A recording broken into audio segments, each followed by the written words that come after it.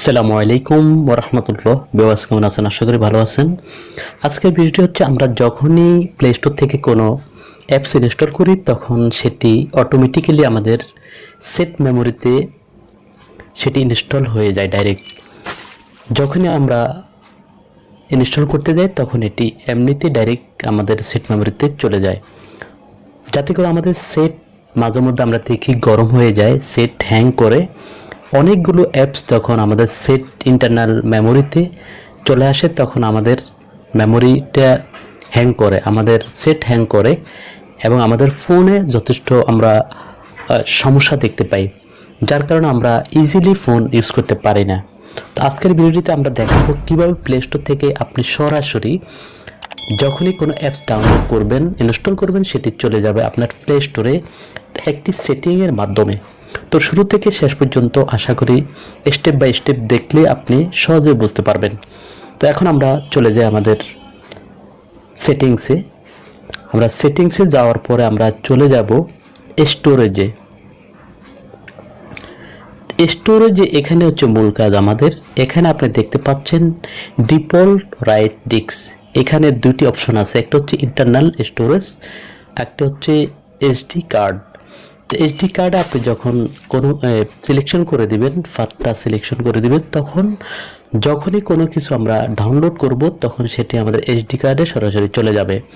আর যখনই আমরা internal storage আমরা ডাউনলোড করব তখন সেটি আমাদের সেট মেমোরিতে চলে আসবে।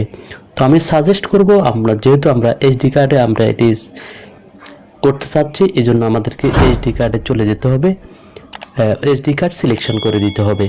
তাহলে আমরা যখনই কোনো অ্যাপস ইনস্টল করব তখন সেটি সরাসরি আমাদের এসডি কার্ডে চলে আসবে।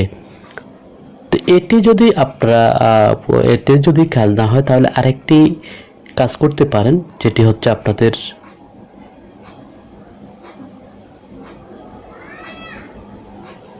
অ্যাপসে চলে যেতে হবে। সেটিংসে যাওয়ার পর অ্যাপসে চলে যেতে হবে। যে সমস্ত অ্যাপসগুলো আপনারা প্লে স্টোর থেকে ডাউনলোড করেছেন সেটিকে আপনারা সিলেকশন করবেন।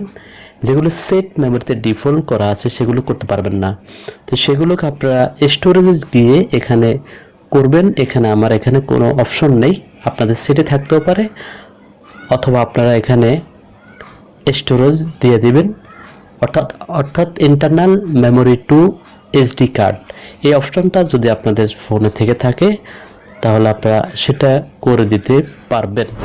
তো এই জন্য আপনাদেরকে অবশ্যই আপনাদের সেটে এই অপশনটি থাকতে হবে। এই দুটি পদ্ধতির মাধ্যমে আপনারা সরাসরি প্লে স্টোর থেকে আপনাদের অ্যাপসগুলো আপনারা এসডি কার্ডে নিয়ে আসতে পারবেন।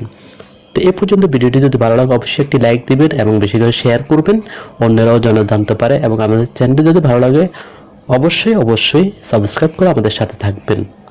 আল্লাহ হাফিজ।